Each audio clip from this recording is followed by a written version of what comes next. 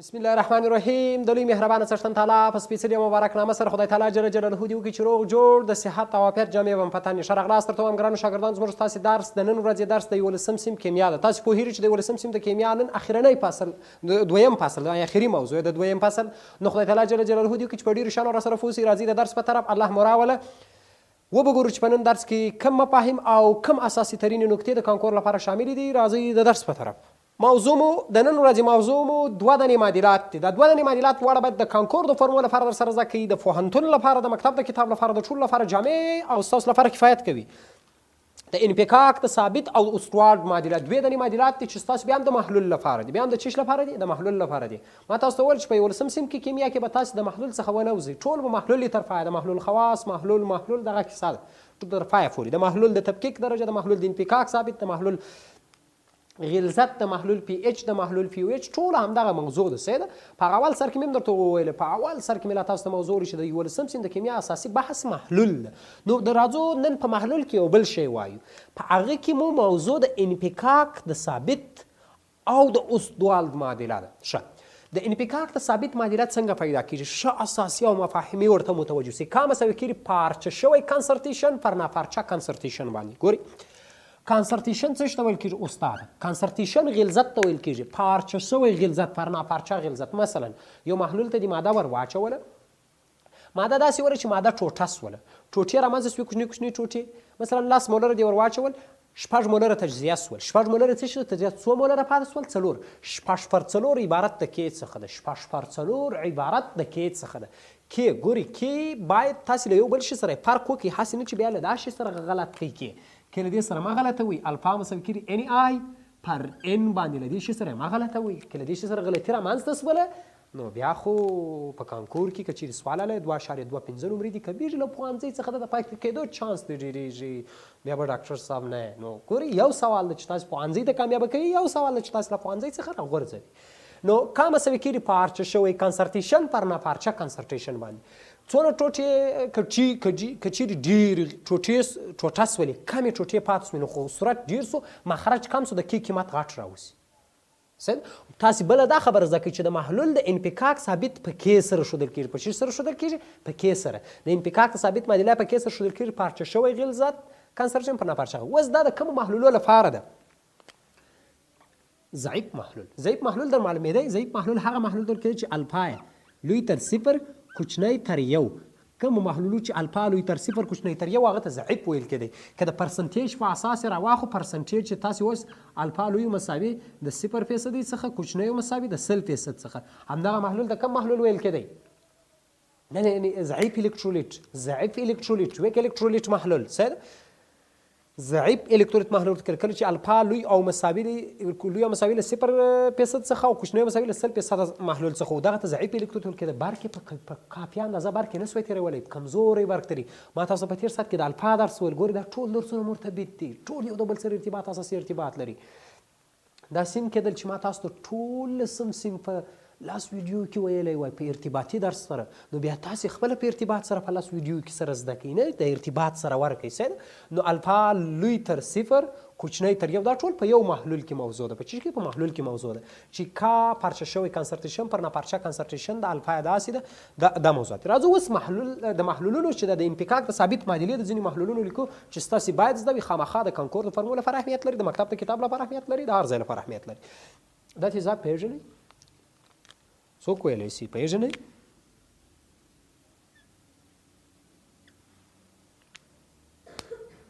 سمین صاحب خو یې پېژنئ، که تاسې نه پېژنئ. نو راځئ چې زه یې در وپېژنم چې دا څوک دی. نه سمین صاحب یې پېژنئ. دا فارمیک اسید دی. څوک دی؟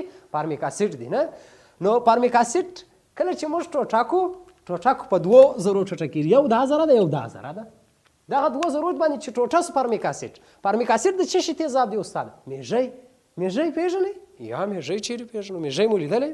بیخي ډېر دلی ستا میږیان خو چې تاسې میږی هم تیزاب لري استاد، هر شی تیزاب لري. څه شی تیزاب لري؟ د سیبو تیزاب، د نعنا تیزاب، اوکزالیټ اسید، پالمتیک اسید، استاریک اسید.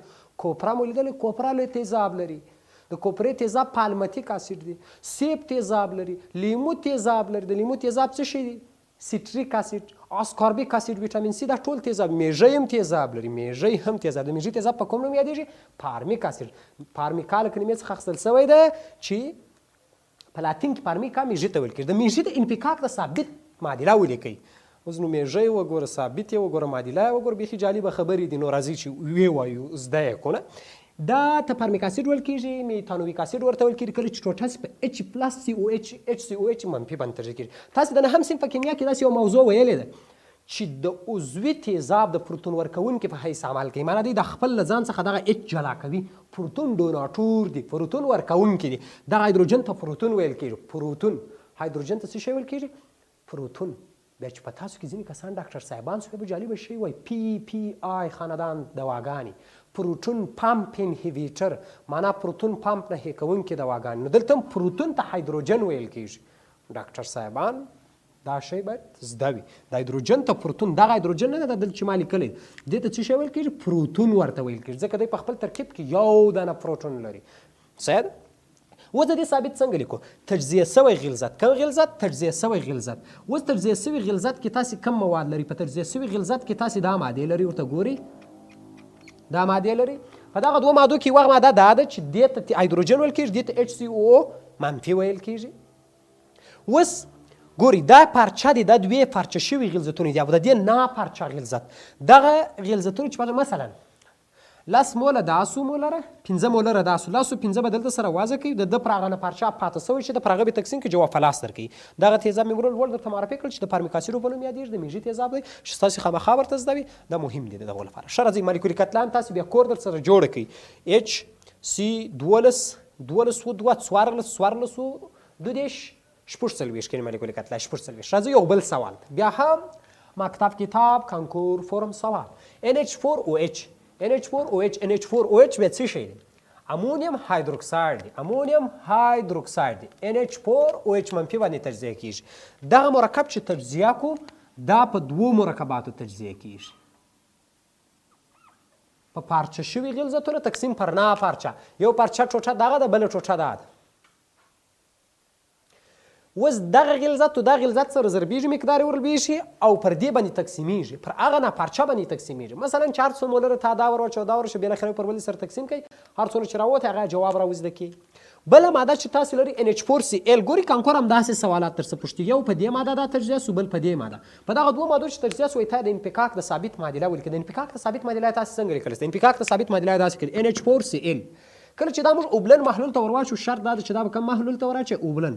اوبلن محلول خو تاسو پیژنئ، اوبه دی په NH4 پلس او جمع Cl منفي باندې تجزیه. کله چې په دې دوه یونو تجزیه سو نو اوس د انفکاک د ثابت معادله داسې لیکل کېږي، K مساوي کېږي د NH4 کنسنټریشن ضرب د Cl کنسنټریشن تقسیم پر NH4Cl کنسنټریشن باندې.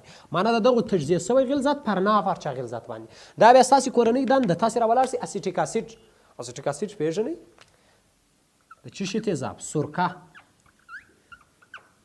ایتانویک اسید. څه شی؟ ایتانویک اسید د سرکې تیزاب. مالیکولي کتله شپېته ده، دا به درته ویلی یم مالیکولي کتله شپېته ده.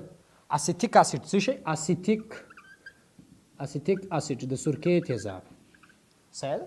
دا خامخا در سره زده کړئ. اسیټیک اسید مهم تیزاب دی، ډېر په کانکور کې کارېږي. مالیکولي کتله شپېته د سرکې تیزاب ورته وایي. د لومړي ځل لپاره چا کشف کړل؟ تاسو راته ویلی سئ؟ او بلکل استاد درته ویلی سو، ویلي مو دي چې کولب کشف کړل. څوک؟ کولب د کومه ځای څخه و؟ آلمان. تاسو چې له سره له لسم صنف څخه کیمیا را شروع کړې دی، له هغه اووم صنف څخه کیمیا را شروع کړې، تر دغه ځایه پورې چې مو ویلې ده یو د افغاني نوم به م نه وي پکښې اورېدل چې دا کار پلاني حاجي صاحب وکړه، یا دا ټول کارونه یا کولب کړي دي یا راډورپورټ کړي دي یا نیلزبور کړي دي. متاسفانه موږ یو څه د میلو او منظرو شوق، یعنې که چیرې درس پسې ولاړ شو بیا به انشاءالله زموږ نومان هم د دې واوري انشاءالله په کم وخت کې. سیر نو دا تیزاب کولب کشف کړل. سیر د دغه کولب چې کشف کړي په خاص دغه یو کشف خو نو تاسې هم وکړئ، دونه کار خو نو تاسې هم کولی چې راولاړ شئ دغه یو د انفکاک د ثابت د معادله خو ور پیدا کړي د کولب چې کشف کړي د تیزاب. سیر نو دا د انفکاک ثابت معادله. راځي یو بل بحث ده. بل بحث مو ډېر د انفکاک ثابت معادله متعلق یو بله معادله باید تاسې وپېژنئ په دغه کې کیمیا کې یو ډېره مشهورترینه معادله ده چې هغه ته د استوالډ معادله ویل کېږي.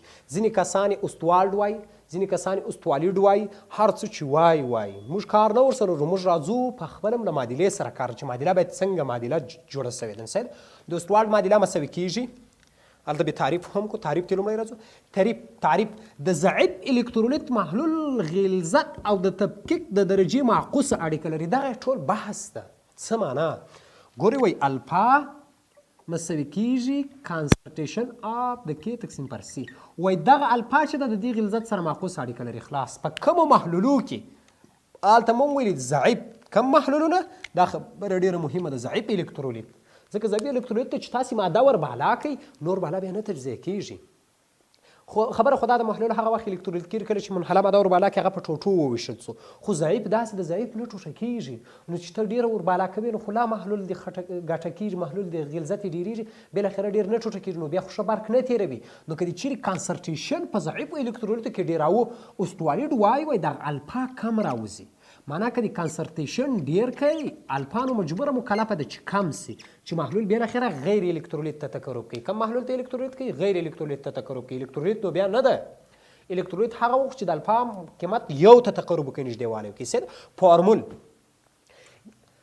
استوالډ وایي الفا مساوي کېږي کې تقسیم پر سی. کې څه شی ده؟ سی څه شی ده؟ الفا څه؟ الفا ته تفکیک درجه ویل کېږي، کې ته د انتکاک ثابت ویل کېږي، او سی ته غلظت ویل کېږي. څوک؟ غلظت کانسنټریشن. نو بالاخره ګوري دا په مخرج کې ده. دا چې په مخرج کې شتون لري، دا چې په مخرج کې شتون لري، که د دې قیمت ډېرېږي د دې قیمت کمیږي. ښه، اوس یو بله جالبه خبره ته کوم. فیزیک کې شاید تاسو دا موضوع ته توجه کړې وي. فیزیک کې خو دلته ګوري څه ډول اړیکه موجود ده. جذر معکوس مربع، جذر معکوس مربع. که تا ته کانکور داسې پوښتنه وکړي د استوالډ په معادله کې الفا د تفکیک درجه د غلظت د جذر معکوس مربع سره کوم ډول اړیکه لري؟ ستا جواب به معکوسه وي. د جذر مربع سره کوم ډول اړیکه لري؟ معکوس. که بیا داسې درته ووایم چې د استوالډ په معادله کې الفا له غلظت سره کوم ډول اړیکه لري، بیا د جواب څه شی ده؟ جواب څه شی ده؟ جذر معکوس مربع. جذر معکوس مربع. که مې بیا داسې د جذر معکوس د جذر مربع سره څه ډول اړیکه لري؟ معکوسه. که مې داسې درته ویل چې دا سره رقم لري، تاسو به بیا څنګه جواب راکوئ؟ جذر معکوس مربع. راځئ څو پارامترو پورې اړه لري د استوالډ معادله. دا ډېره کلیدي خبره ده. څه ده؟ د استوالډ معادله په دوو پارامترو پورې اړه لري. په دغه دوو پارامترو کې یو څوک راځي؟ الفا. بل څوک راځي؟ سی غلظت کانسنټریشن راځي. څه ده؟ نو ځکه دا همدا خبره کړې وه چې الفا معکوساً اړیکه لري له غلظت یا کنسنټریشن سره. صحیح دا خبره ډېره مهمه او کلیدي ده، ستاسې باید ور فکر وي. نو د په دغه کې څو پارامتره شتون لري؟ دوه پارامتره شتون لري چې هغه یو پارامتر الفا ده او بل پارامتر کنسنټریشن یا غلظت ته. اوس بله خبره ډېره کلیدي ده. وایي الفا معکوساً اړیکه لري له جذر مربع سره. هغه خبره مې مخکې هم درته کړې وه. دا د یو ځل مې بیا د فارمولې په شکل درته ولیکه. د فارمول په شکل باید ستاسو زده وي او په ذهن کې مو پرته وي. راسئ دې خواته متوجه یو ډېره مهمه نکته دلته مې لیکلې دي. مهمه نکته په دې معنا چې ډېره کلیدي ده، هم طبي اهمیت لري، هم په طبابت کې اهمیت لري، هم په کانکور کې اهمیت لري، په ټولو شیانو کې اهمیت لري. راسئ چې درته ووایم دا کلیدي خبره چې استاد ارزه اهمیت لري، ډېره مهمه ده، بیخي زیات مهمه ده، نهایت مهمه ده. نو راځئ چې په دا نکته باندې مو ونازوم. داسې خبره ده. وایي اچ د چا غلظت؟ د اچ د هایدروجن غلظت ده. که چیرې تاسو یو ځای غواړئ چې د هایدروجن غلظت پیدا کړئ، د هایدروجن غلظت داسې پیدا کولی شئ. کا ای هر تیزاب خپل ځانګړی کا ای لري، معنا د ټوټه کېدو ثابت لري. کا ای مو ویلی و، کا ای معنا د انتکاک د ثابت معادله مو ویل، انتکاک مو ویلی ول. او بل کانسنټریشن یا غلظت موجود ده. نو دلته باید موږ یو د هایدروجن غلظت په نظر کې ونیسو، او بل د هایدروجن په هایدروجن چې په کومو تیزاب کې دغه د ټوټه کېدو ثابت باید په نظر کې ونیسو. دا دوه شیان چې تاسو په نظر کې ونیسئ نو بیا ډېر ښه راځي دا موضوع چې تاسو باید د هایدروجن غلظت پیدا کړئ. دا خو د هایدروجن غلظت لپاره. او اچ په بیا الکلي ده، کا ثابت اف د بیس او کا غلظت د الکلي. دغه دوه شیان چې تاسو په نظر کې ونیسئ بیا د او اچ د محاسبې لپاره ډېره اساني جوړوي. اوس خبره په دې ځای کې ده، کله چې د اچ غلظت پیدا کړو دا له کا ای ضرب سی څخه د کېږي. په جدول مکتب کتاب کې جدول درکړی، دغه جدول در سره وګورئ، غلظت یې راواخلئ، هر څو مولره چې پکې ضرب کې د هغه د اچ غلظت درکړي. مثلا زه اسیټیک اسید راخلم یا فارمیک اسید د میږي تیزاب راخلم، اچ سی او او اچ راخلم. کله چې دا موږ تفکیک کو دا ځانګړی تفکیک لري. هر څو مولره غلظت چې په دې کې ضربوي د اچ د ایون غلظت پکې ډېرېږي. مثلا کلاس مولره د اچ د ایون غلظت پکې که شل مولره د اچ د ایون غلظت پکې لوړ د پکې ډېر د. په دې خبره باید تاسو حتمي سر خلاص کړئ. دا ډېره مهمه او کلیدي خبره ده. ښه، د او اچ د ایون غلظت به سره کم کېږي کا بي ضرب سی. کابي معنا ثابت اف بیس، بی د بیس معنا لري، ا د اسید معنا لري، سی معنا کانسنټریشن یا غلظت. کابي کانسنټریشن. ښه پی ایچ دلته مې دوه عنوانه لیکلي دي، یو پی ایچ ده بل پی او ایچ ده، چې وروسته بیا ډیر کار پکو فقط کمه معرفي درته کوم. پی معنا څه شي؟ پاور اپ هایدروجن. ایچ معنا هایدروجن، پاور اپ هایدروجن معنا د هایدروجن د ایون غلظت ته پی ایچ ویل کیږي، چې دا بیا داسې مساوي کېږي له چا سره؟ له منفي لوګاریتمي د ایچ ل ایون غلظت سره. او پی او ایچ بیا څنګه پیدا کو؟ پی او ایچ بیا داسې پیدا کېږي، پی او ایچ مساوي کېږي له منفي لوګاریتمي د او ایچ د ایون غلظت سره. دا ډېره کلیدي خبره ده. تاسو ته بیا ځینې موضوعات راځي، طبي موضوعات درته راځي، طبي کیسونه درته راځي. ډاکټر صاحب یې شفاخانه کې مریض په اسیډوزس کې راسي، څه کوي؟ مریض په الکلوزس کې راسي، څه کوي؟ له کیمیا سره ربط څه شی دی؟ نو که ډاکټر صاحب کیمیا زده و نو بیا ډېرو شیانو باندې پوهېږي. مثلا مریض درته راغلی په وینه کې د پی ایچ کچه لوړه ده، ډاکټر څه فکر کوي چې مریض به اسیډوزس که به الکلوزس؟ مریض الکلوزس ده، د پی ایچ کچه لوړه کړلې ده. دا چې پی ایچ څه شی ده؟ پی ایچ بیا معرفي کوو. فقط تاسو دغومره پوه سئ چې دلته اوس دغه د هایدروجن د ایون غلظت نه ده، دغه د هایدروجن د ایون غلظت دا مستقیما تاثیر پر چا غورځي؟ پر پی ایچ غورځي. خو پی ایچ مستقیما تاثیر بیا نه پر غورځي، که دی ډېرېدی دی کمیږي، دی ډېرېدی دی کمیږي. دا بیا جالبه اړیکه ده، جالبه اړیکه د اکثریت شاګردان په دې مفهوم واقع ژر نه پوهېږي. بیا به انشاءالله که خدای کول چې پر خپل ځای ور بیا به ډېر ژر به هم په پوه کړم. پی او ایچ پاور اف هایدروکسیل معنا د هایدروکسیل د ایون غلظت. دا مساوي کېږي منفي لوګاریتمي. لوګاریتم پېژنئ؟ لوګاریتم پېژنئ؟ او لوګاریتم پېژنو. یوولسم صنف کې مو ویلی ده، یوه کې کانکور سانه کې یو شاګرد ناست له یو چا څخه یې نقل غوښتی، نقل مه اخلئ له چا څخه، له یو چا څخه یې نقل غوښتی نو ورته ویلي ول لس دې بغل ته جي ده. د لوګاریتم تر اوسه نه پېژندی چې لس دې بغل ته جي ده. نو بیا به دی دا سوال څنګه حل کړي؟ نو لس بغل ته جي نو خو د ډېرو شیانو لس بغل ته لس ګرامه دي، څه شی دي؟ نو کوشش وکړي زده یې کړي لیاقت سره. یو فقهي مسله ده، وایي که څوک په نقل ځان کامیابه کړي له هغه ادرس څخه چار څونه پیسې راوړي هغه ورته حرامې دي. نو زده یې کړي، ویلې کړي. نو پی او ایچ مساوي کېږي منفي لوګاریتمي او ایچ غلظت، پی ایچ مساوي کېږي منفي لوګاریتمي ایچ غلظت. اوس یو کورنۍ دنده در کوم، دا کورنۍ دنده بیا ستاسې کار ده. ایچ سی ان در کوم، هایدروجن سیاناید در کوم. تاسې را ولاړ سئ د دې د تفکیک ثابت پیدا کړئ. ما جواب درته رایستلی ده، جواب مې دا د ټیک مارک کړی ده. تاسې دا پروسه اجرا کړئ چې آیا تم دومره قابلیت یا ظرفیت لري چې دا محاسبه وکړئ چې 9.15 جواب را وباسي. دا ظرفیت په ځان کې لري، که دې درلودی نو را وباسي انشاءالله الرحمن. به په کنکور کې هم حل کې، په مکتب کتاب کې به هم حل کې. تر ټولو کلیدي او مفهومي خبره ده. نو دا و د 11 صنف د کیمیا یو بل فصل چې زموږ ستاسې پای ته ورساو، دویم فصل و د 11 صنف د کیمیا. نو خدای تعالی جل جلاله دې وکړي چې په دا دوه فصله کې مو یو شی راڅخه زده کړي یو څه مفید شیان مو زده کړي وي. په آینده کې یو یا ډاکټر صاحب یا انجینر صاحب درسره جوړ شي. دا د نن ورځې درس تر بیا او بل درسه پورې مو د اسمانونو پر څښتن تعالی جل جلاله سپارم. ښې چارې ښه ژوند. خدای مو وساتمنن.